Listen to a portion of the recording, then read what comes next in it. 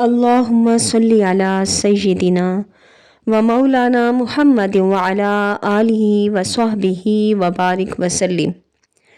حضور نبی کریم صلی اللہ علیہ وآلہ وسلم نے ایک مرتبہ صحابہ کرام رضی اللہ تعالی عنہم سے ارشاد فرمایا، قرن میں ایک شخص ہے جس کی شفاعت سے قیامت کے دن قبیلہ ربیہ اور قبیلہ مضر کی بھیڑ بکریوں کے برابر لوگوں کے گناہ معاف ہوں گے اور وہ جنت میں داخل ہوں گے۔ صحابہ کرام رضی اللہ تعالی عنہم نے دریافت کیا کہ یا رسول اللہ صلی اللہ علیہ وآلہ وسلم، وہ شخص کون ہے؟ آپ صلی اللہ علیہ وآلہ وسلم نے ارشاد فرمایا، وہ اویس رحمۃ اللہ علیہ ہے۔ حضور نبی کریم صلی اللہ علیہ وآلہ وسلم نے صحابہ کرام رضوان اللہ اجمعین سے ارشاد فرمایا، قیامت کے دن 70,000 ملائکہ حضرت اویس قرنی رحمۃ اللہ علیہ کی مانند ان کے ساتھ جنت میں داخل ہوں گے۔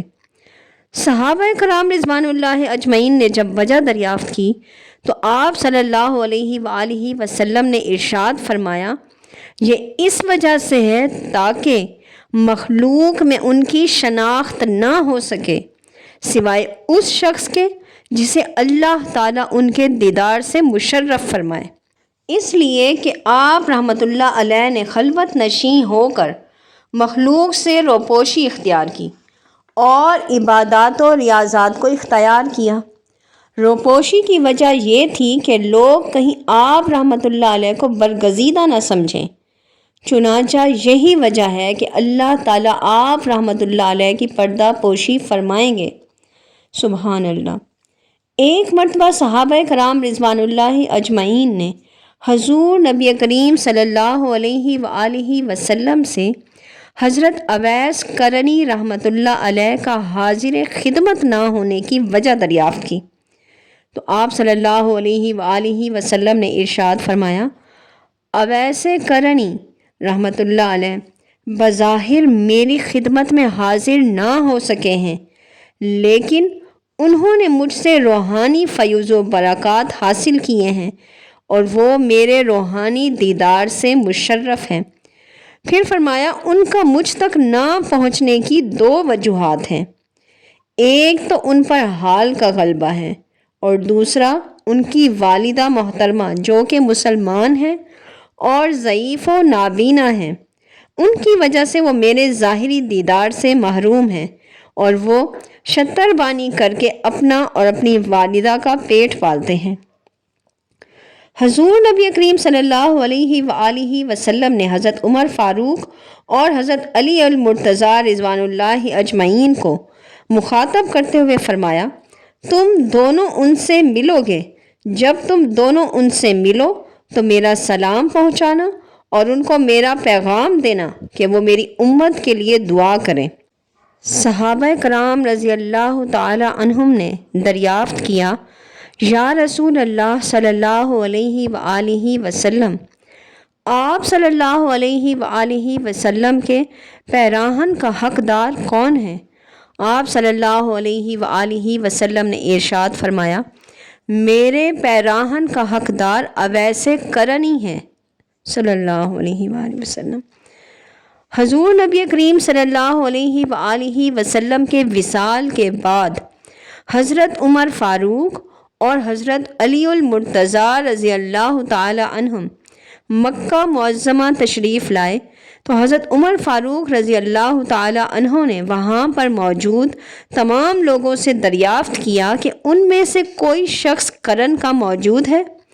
تو کچھ لوگ حاضر ہوئے۔ آپ رضی اللہ تعالی عنہ نے ان سے حضرت اویس قرنی رحمۃ اللہ علیہ کے بارے میں دریافت کیا تو انہوں نے انکار کر دیا کہ وہ اس نام کے کسی شخص کو نہیں جانتے، البتہ ایک دیوانہ آدمی ہے جو آبادی سے دور رہتا ہے اور کسی سے نہیں ملتا جلتا۔ لوگ عموماً کھاتے ہیں لیکن وہ نہیں کھاتا، وہ خوشی اور غم کو نہیں جانتا، جب لوگ ہنستے ہیں تو وہ روتا ہے اور جب لوگ روتے ہیں تو وہ ہنستا ہے۔ جب حضرت عمر فاروق رضی اللہ تعالی عنہ کا دور خلافت شروع ہوا تو آپ رضی اللہ تعالی عنہ حضرت علی المرتضیٰ رضی اللہ تعالی عنہ کے ہمراہ کوفہ تشریف لے گئے اور وہاں سے یمن تشریف لے گئے، جہاں کرن پہنچ کر حضرت اویس کرنی رحمۃ اللہ علیہ کی تلاش شروع کی۔ لوگوں نے بتایا کہ دور عرفہ کی وادی میں ایک دیوانہ اونٹ چرا رہا ہے جس کی غذا خشک روٹی ہے۔ حضرت عمر فاروق اور حضرت علی المرتضیٰ رضی اللہ تعالی عنہم اس سمت چلے اور حضرت اویس کرنی رحمۃ اللہ علیہ کے پاس پہنچ گئے۔ حضرت اویس کرنی رحمۃ اللہ علیہ اس وقت نماز میں مشغول تھے۔ دونوں حضرات ان کا نماز سے فارغ ہونے کا انتظار کرنے لگے۔ جب حضرت اویس کرنی رحمۃ اللہ علیہ نماز سے فارغ ہوئے تو دونوں حضرات نے سلام عرض کیا اور ان سے ان کا نام دریافت کیا۔ حضرت اویس کرنی رحمۃ اللہ علیہ نے ارشاد فرمایا، میرا نام عبداللہ رحمۃ اللہ علیہ ہے۔ حضرت عمر فاروق رضی اللہ تعالی عنہ نے ان سے حقیقی نام دریافت کیا تو فرمایا کہ میرا نام اویس ہے رحمۃ اللہ علیہ۔ حضرت عمر فاروق رضی اللہ تعالی عنہ نے ہتھیلی دکھانے کی درخواست کی۔ جب اویس کرنی رحمۃ اللہ علیہ نے ہاتھ دکھایا تو آپ دونوں حضرات ان کو پہچان گئے اور دست بوسی کی سعادت حاصل کی۔ حضرت عمر فاروق رضی اللہ تعالی عنہ نے حضور نبی کریم صلی اللہ علیہ وآلہ وسلم کا سلام پیش کیا اور پیراہن عطا کرتے ہوئے حضور نبی کریم صلی اللہ علیہ وآلہ وسلم کی وصیت سنائی کہ ان کی امت کے لیے دعا فرمائیں۔ حضرت اویس کرنی رحمۃ اللہ علیہ نے عرض کیا کہ آپ دونوں حضرات اچھی طرح دیکھ بھال کر لیں کہ شاید وہ کوئی دوسرا فرد ہو جس کے بارے میں حضور نبی کریم صلی اللہ علیہ وآلہ وسلم نے ارشاد فرمایا ہو۔ حضرت عمر فاروق رضی اللہ تعالی عنہ نے فرمایا کہ وہ شخص آپ ہی ہیں اور ہم نے حضور نبی کریم صلی اللہ علیہ وآلہ وسلم کی بتائی ہوئی نشانی سے شناخت کر لی ہے۔ حضرت اویس کرنی رحمۃ اللہ علیہ نے عرض کیا، اے عمر فاروق رضی اللہ تعالی عنہ، تمہاری دعا تو مجھ سے زیادہ کارگر ثابت ہو سکتی ہے۔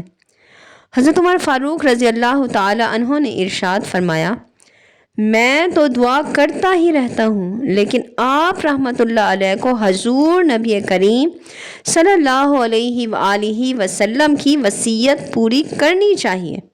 حضرت اویس کرنی رحمۃ اللہ علیہ نے وہ پیراہن لیا اور کچھ فاصلے پر جا کر اللہ تعالیٰ کے حضور دعا کرنا شروع کر دی، یا اللہ، جب تک تو میری سفارش پر امت محمدی صلی اللہ علیہ وآلہ وسلم کو بخش نہیں دے گا، میں حضور نبی کریم صلی اللہ علیہ وآلہ وسلم کا یہ پیراہن نہیں پہنوں گا۔ غیب سے آواز آئی کہ ہم نے تیری سفارش پر کچھ لوگوں کو بخش دیا۔ حضرت اویس کرنی رحمۃ اللہ علیہ نے عرض کیا، نہیں مالک، ساری امت کو بخش دے۔ غیب سے دوبارہ آواز آئی کہ ہم نے مزید کچھ اور لوگوں کو بخش دیا۔ الغرض یہ سلسلہ کچھ دیر تک جاری رہا اور آپ رحمۃ اللہ علیہ اسی طرح دعا میں مشغول رہے۔ جب حضرت عمر فاروق اور حضرت علی المرتضیٰ رضوان اللہ اجمعین نے دیکھا کہ اب کافی وقت ہو گیا ہے تو وہ دونوں حضرات آپ رحمۃ اللہ علیہ کے سامنے آ گئے۔ آپ رحمۃ اللہ علیہ نے کہا، آپ دونوں حضرات کیوں آ گئے؟ ابھی تو اللہ عز و جل نے قبیلہ ربیہ اور قبیلہ مضر کی بھیڑ بکریوں کے برابر لوگوں کے گناہ معاف کیے تھے، اور میں جب تک پوری امت کو معاف نہ کروا لیتا اس وقت تک دعا سے پیچھے نہ ہٹتا اور یہ پیراہن اس وقت تک نہیں پہنتا۔ آپ رحمۃ اللہ علیہ کی بات سن کر حضرت عمر فاروق رضی اللہ تعالی عنہ نے حضور نبی کریم صلی اللہ علیہ وآلہ وسلم کی وہ حدیث مبارکہ بھی سنا دی جس میں آپ صلی اللہ علیہ وآلہ وسلم نے فرمایا تھا کہ اویس کرنی کی دعا سے قبیلہ ربیہ اور قبیلہ مضر کی بھیڑ بکریوں کے برابر لوگوں کے گناہ معاف ہوں گے۔ حضرت عمر فاروق رضی اللہ تعالی عنہ نے آپ رحمۃ اللہ علیہ کو ایسے پیراہن میں دیکھا کہ جس میں ہزاروں عالم پوشیدہ تھے۔ یہ دیکھ کر حضرت عمر فاروق رضی اللہ تعالی عنہ کے دل میں بھی ولایت کی خواہش پیدا ہوئی، اور آپ رضی اللہ تعالی عنہ نے فرمایا، کوئی شخص ایسا ہے جو مجھ سے خلافت روٹی کے ایک ٹکڑے کے بدلے میں حاصل کر لے۔ حضرت اویس کرنی رحمۃ اللہ علیہ نے یہ سن کر فرمایا، کوئی بے وقوف شخص ہی اسے خرید سکتا ہے۔ آپ رضی اللہ تعالی عنہ کو چاہیے کہ اس کو فروخت کرنے کی بجائے اٹھا کر پھینک دے، پھر جس کا جی چاہے گا اٹھا کر لے جائے گا۔ اس کے بعد حضرت اویس کرنی رحمۃ اللہ علیہ نے حضور نبی کریم صلی اللہ علیہ وآلہ وسلم کا عطا کیا ہوا پیراہن زیب تن کیا۔ حضرت عمر فاروق رضی اللہ تعالی عنہ نے حاضر خدمت نہ ہونے کی وجہ دریافت کی تو حضرت اویس کرنی رحمۃ اللہ علیہ نے پوچھا، آپ دونوں حضرات حضور نبی کریم صلی اللہ علیہ وآلہ وسلم کی زیارت، باسعادت اور صحبت سے مشرف ہوئے ہیں، کیا آپ مجھے یہ بتا سکتے ہیں کہ حضور نبی کریم صلی اللہ علیہ وآلہ وسلم کے ابروئے مبارکہ کشادہ تھے یا گھنے؟ آپ رحمۃ اللہ علیہ کے اس سوال کا جواب دینے سے حضرت عمر فاروق اور حضرت علی المرتضیٰ رضوان اللہ اجمعین قاصر رہے۔ حضرت اویس کرنی رحمۃ اللہ علیہ نے کہا کہ آپ دونوں حضرات تو حضور نبی کریم صلی اللہ علیہ وآلہ وسلم کے دوستوں میں سے ہیں، اور آپ دونوں حضرات حضور نبی کریم صلی اللہ علیہ وآلہ وسلم کے ہمراہ جنگ احد میں شریک ہوئے تھے۔ کیا آپ دونوں بتا سکتے ہیں کہ جنگ احد میں حضور نبی کریم صلی اللہ علیہ وآلہ وسلم کے کون سے دانت مبارک شہید ہوئے تھے؟ یہ کہہ کر آپ رحمۃ اللہ علیہ نے اپنے تمام ٹوٹے ہوئے دانت دکھا کر فرمایا کہ میں نے اپنا ایک ایک کر کے ہر دانت اس خیال سے توڑ دیا کہ نہ جانے کون سا دانت مبارک شہید ہوا ہوگا۔ جب میں نے اپنے سارے دانت توڑ ڈالے تو مجھے سکون قلبی حاصل ہوا۔ حضرت اویس کرنی رحمۃ اللہ علیہ کی بات سن کر دونوں حضرات پر رقت طاری ہو گئی۔ حضرت اویس کرنی رحمۃ اللہ علیہ کی اس بات سے انہیں اندازہ ہو گیا کہ ادب کا حق یہی ہے جو کہ حضرت اویس کرنی رحمۃ اللہ علیہ نے اگرچہ بارگاہ رسالت مآب صلی اللہ علیہ وآلہ وسلم میں حاضر ہو کر ادا نہیں کیا، بلکہ اتباع رسول صلی اللہ علیہ وآلہ وسلم میں ادا کیا ہے، اور جس کا درس وہ ساری دنیا کو دے رہے تھے۔ حضرت عمر فاروق رضی اللہ تعالی عنہ نے حضرت اویس کرنی رحمۃ اللہ علیہ سے دعا کے لیے درخواست کی تو حضرت اویس کرنی رحمۃ اللہ علیہ نے فرمایا، میں جب نماز میں التحیات پڑھتا ہوں تو اس کے بعد دعا پڑھتا ہوں کہ اے اللہ تمام مومن مردوں اور عورتوں کو بخش دے، اور اگر تم ایمان کے ساتھ اس دنیا سے رخصت ہوئے تو تمہیں کامیابی ملے گی، اور اگر تم ایمان کے ساتھ رخصت نہ ہوئے تو میری دعا بے فائدہ ہوگی۔ حضرت عمر رضی اللہ تعالی عنہ نے آپ رحمۃ اللہ علیہ سے وصیت کی درخواست کی تو آپ رحمۃ اللہ علیہ نے ارشاد فرمایا، اے عمر رضی اللہ تعالی عنہ، اگر تم خدا شناس ہو تو اس سے زیادہ بہترین وصیت کوئی نہیں کہ تم خدا کے سوا کسی دوسرے کو نہ پہچانو۔